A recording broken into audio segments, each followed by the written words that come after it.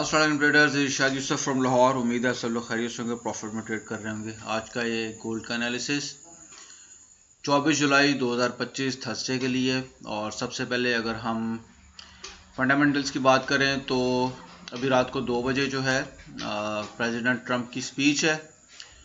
और हम सब लोग जानते हैं कि प्रेसिडेंट ट्रंप जो है मास्टर ऑफ यू टर्न और एंड मास्टर ऑफ स्टेटमेंट्स, और उसको अपनी स्टेटमेंट्स का जो है एग्जैक्टली पता है कि वो क्या स्टेटमेंट देगा तो स्टॉक मार्केट में क्या हलचल होगी, उसको इस चीज़ का बखूबी अंदाज़ा है।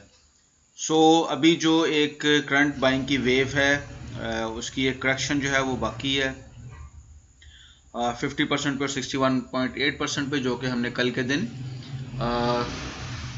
हाईलाइट भी की थी। अभी तक वो रिट्रेसमेंट बाकी है। सो देयर आर चांसेस कि एक दफ़ा फिर मार्केट जो है एक डिप लगाए, और प्रोबेबिलिटी जो है वो बहुत ज़्यादा है कि मार्केट एक डिप लगाने के बाद दोबारा से एक बाइंग मोमेंटम पकड़े। इसी को जाके हम डिस्कस करते हैं टेक्निकल टाइम फ्रेम चार्ट के ऊपर। लेकिन फंडामेंटल न्यूज़ की अगर हम बात करें तो अनएम्प्लॉयमेंट क्लेम का डाटा जो है वो भी रिलीज़ किया जाएगा। इसके अलावा जो है flash manufacturing PMI, flash services PMI, और फिर शाम को 7 बजे न्यू होम सेल्स का डाटा भी रिलीज़ किया जाएगा। सो ये तमाम डाटा जो हैं ये बहुत ज़्यादा इफेक्ट डाल सकते हैं। प्लस प्रेसिडेंट ट्रंप की स्पीच है। और कल का अगर मैं रिव्यू आपको बताऊं तो थोड़ा सा इसको भी स्टडी कर लेते हैं। डेली का टाइम फ्रेम चार्ट है और हमने एक एरिया मार्क किया था, रेजिस्टेंस एरिया, जहां पे एक सेलिंग जो थी वो एक्सपेक्टेड थी।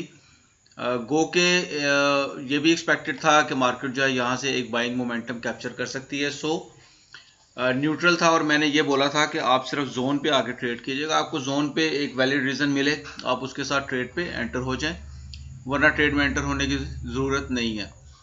इसके साथ साथ ये हमने एक एरिया निकाला था इसका रिट्रेसमेंट का। हम इसको भी दोबारा से जाके स्टडी करते हैं और दोबारा से नए सिरे से देखते हैं कि मार्केट की क्या जो है वो सूरत हाल हो सकती है, क्या पॉसिबिलिटी है। मैंने कल की वीडियो में आपको यह भी बताया था कि मार्केट जब जब इस एरिया पर आई है एक स्ट्रॉन्ग रिजेक्शन जो है वो देखने में नज़र आई है।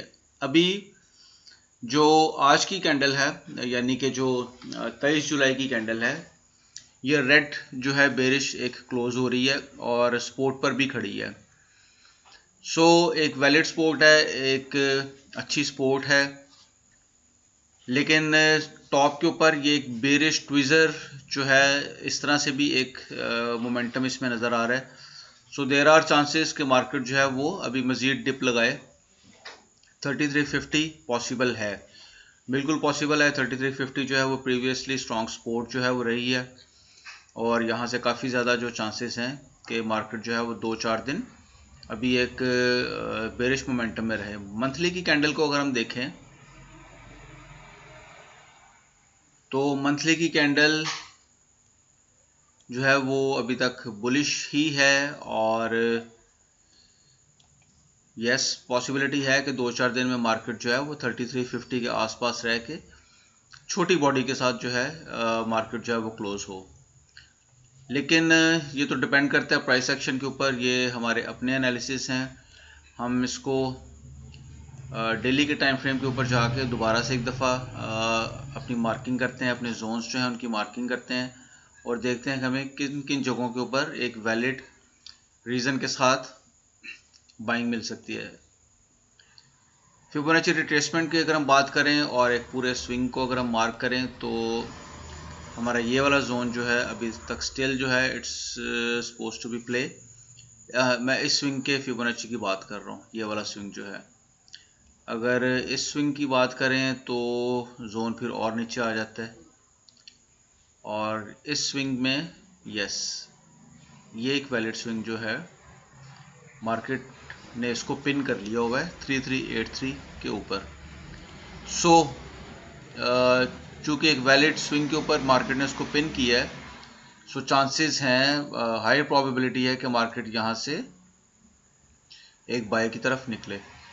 अब क्वेश्चन पैदा ये होता है कि ये एरिया जो है इसको मार्केट कैसे ब्रेक करेगी। तो इसको मार्केट ब्रेक करेगी एक बड़ी मोमेंटम कैंडल के साथ, डेली की रीटेस्ट करेगी और फिर एक बाइंग जो है वो कंटिन्यू होगी। ये मैं अपनी प्रीवियस वीडियोस में भी बताता रहा हूँ।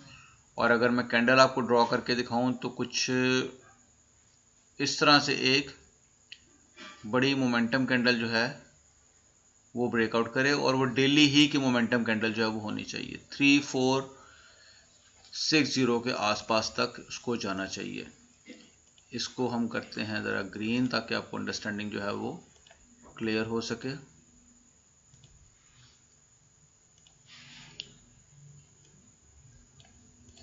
तो कुछ इस तरह से जो है वो कैंडल बनेगी, तो मामला जो है वो कुछ समझ में आएगा कि ये वाला जो एरिया है या वैलिड जो है वो ब्रेकआउट हो चुका है। बड़ी थोड़ी सी इसकी विक होगी।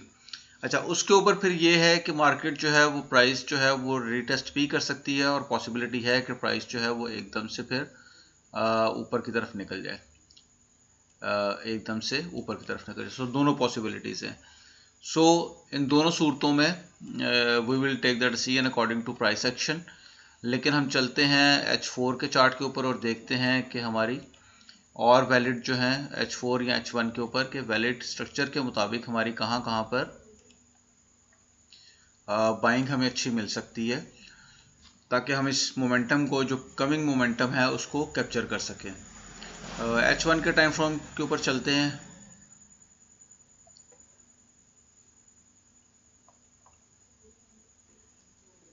ये H1 ही का एक रिट्रेसमेंट एरिया था जो हमने कल ड्रा किया था। मार्केट ने इसको ब्रेक किया और नीचे आ गई है।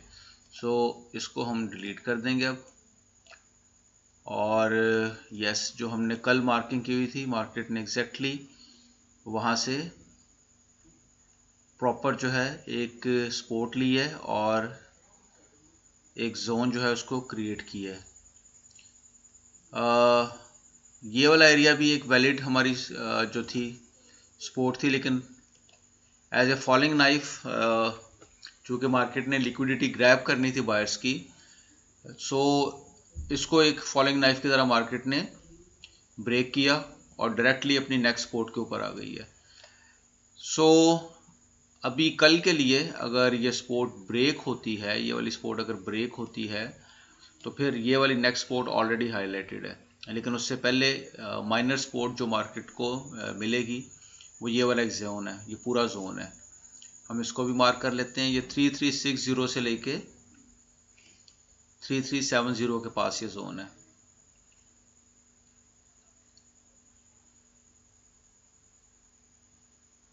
ऑलमोस्ट ये वाला जोन ये बनता है। सो इस जोन पे भी हमें एक अच्छी बाइंग जो है वो मिल सकती है, और उसके बाद फिर नेक्स्ट सपोर्ट जो है वो ये मौजूद है स्ट्रक्चर के मुताबिक, मार्केट के स्ट्रक्चर के मुताबिक। और इसकी रीज़न जो है वो ये आपको पीछे ये सारी नज़र आ रही है कि मार्केट ने इस एरिया को कितने, ये देखें, रिस्पेक्ट की है। सो आज मार्केट ने एक जो है, प्रीवियसली मार्केट कंसोलिडेट कर रही थी और फिर बाइंग में चली गई, कंसोलिडेट किया बाइंग में चली गई, कंसोलिडेट किया बाइंग में चली गई। लेकिन आज मार्केट ने कंसोलिडेट करने के बाद ज़बरदस्त तरीके से एक अच्छी सेल मूव जो है वो दिखाई है, which is good for a better buying. So कल के जो जोन है वो आप उनको नोट कर लें। आपको मैं ये एक सपोर्ट ये वाली है, अगर ये अभी ब्रेक हो जाती है कल किसी भी रीज़न की वजह से, तो ऑफ कोर्स फिर नेक्स्ट सपोर्ट ये है, और उसके बाद फिर नेक्स्ट सपोर्ट जो है वो 3320 और 3330 के आसपास भी आपको मिल सकती है। 3350 भी एक अच्छी वैलिड सपोर्ट है। सो सपोर्ट तो काफ़ी सारी पड़ी हैं। नीचे आपको जो है एरियाज जो हैं वो काफ़ी सारे स्ट्रक्चर में भी नज़र आ रहे हैं, राउंड फिगर के मुताबिक भी नज़र आ रहे हैं। सो सपोर्ट तो काफ़ी सारी पड़ी हुई है मार्केट की, लेकिन इसमें टिप जो है वो यही है कि अगर आप लोग बाइंग करना चाहते हैं तो प्रॉपर SL के साथ करें, और जोन ब्रेक होता है तो फिर नेक्स्ट जोन से नेक्स्ट अटैम्प्ट करें। अननेसेसरी जो है अभी ट्रेड्स को होल्ड करने की ज़रूरत नहीं है, क्योंकि यहीं पर फेयर वैल्यू गैप्स भी कुछ पड़े हैं जो अभी पिन होने वाले हैं। सो मार्केट उनको पिन करने के लिए आ सकती है। सो H4 के ऊपर भी एक फेयर वैल्यू गैप पिन हो चुका हुआ है, जो कि ये वाला फेयर वैल्यू गैप था, यहाँ पे ये पिन हो चुका हुआ है, और यहाँ पर एक फेयर वैल्यू गैप और ये वाला फेयर वैल्यू गैप यहाँ पर अभी पिन होने हैं। सो